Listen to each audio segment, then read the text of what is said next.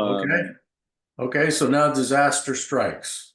So you got a property, maybe it's flooded, maybe it's wind damage. There's going to be a question of that later because those are generally two different companies, two different policies. Maybe there's other perils that get that come into play.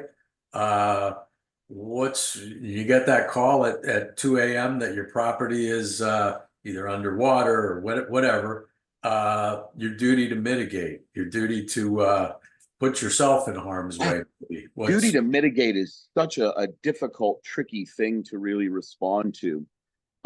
We do have a duty to mitigate, meaning to keep the damage from getting worse, right? All of our policies require us that when we see the damage that we take some type of action to keep that damage from getting worse. What I think trips up a lot of people is that they go beyond simply mitigating the damage and keeping it from getting worse, and they go right into actually cleaning up the damage. And what they're inadvertently doing is actually destroying the evidence of their own claim before the insurance carrier has had the opportunity to inspect the damage, and before, of course, anybody that you hire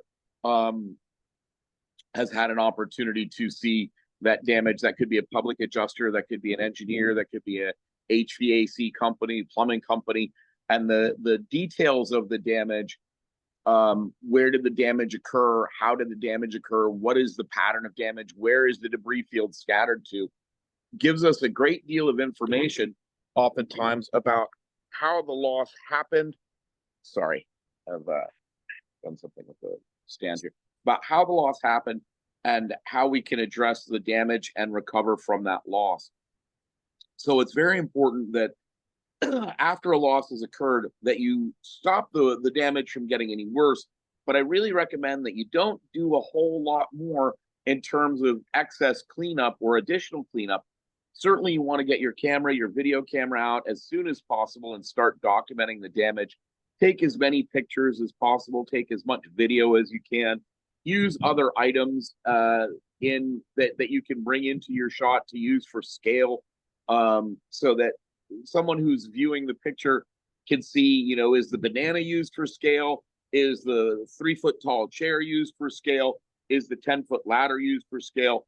To give the viewer of the picture some perspective of how big this object is, how big the damage really is. Because a lot of us are viewing things on our screen, are viewing things on our phone screen, or viewing things on our computer screen. And so is that desk adjuster back at your insurance carrier. They're seeing those pictures in a much smaller field of view. And so to them, the damage may appear much smaller, and that's going to result in far less of a claim recovery than you, the policyholder, are actually owed. So certainly documenting your claim with pictures and video from the very beginning is important. Taking video statements from anybody who was physically at the property at the time of the loss, also very important. And certainly you want to gather your own information and conduct your own information gathering and loss investigation. And so at what point do you call your insurance carrier to make that claim? Because you want to make sure you know what you're doing and what to say, what to do. My experience, I've seen also that when you talk about mitigation, they will tell you on the phone to mitigate, but they won't tell you what to do, and they won't tell you if it's a good idea or a bad idea to do something. And I know you as a public adjuster are representing the insured, and you probably, for the most part, seek issues and cases where the insurance company and the insured disagree on what they did. And maybe they're saying, hey, what he did wasn't mitigation, it made it worse. So that's an actually very interesting topic. What happens in mitigation? What happens if you make it worse in mitigation? Well, if not for the hurricane, then there would be no damage. If there were no damage, then I wouldn't have been out with my chainsaw trying to cut the tree that was leaning on my fence. But when the tree fell, it came off of the fence and it snapped over and it flipped over and it went shooting through the wall of the side of the building and did exponentially more damage than was there before. Are you responsible because you damaged the hotel or the building intentionally because you were trying to make a repair? The answer is no. You were trying to mitigate the damage that was done by the initial proximate cause, by the actual initial cause of loss.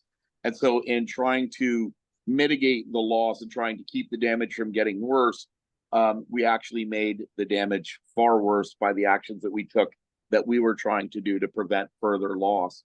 We were trying to turn the gas off on our gas line, and went to turn a wrench to put a wrench to turn the spark, went to put a wrench on to turn the valve off, and a spark resulted, and the gas caught fire and created a much larger fire that did significant damage.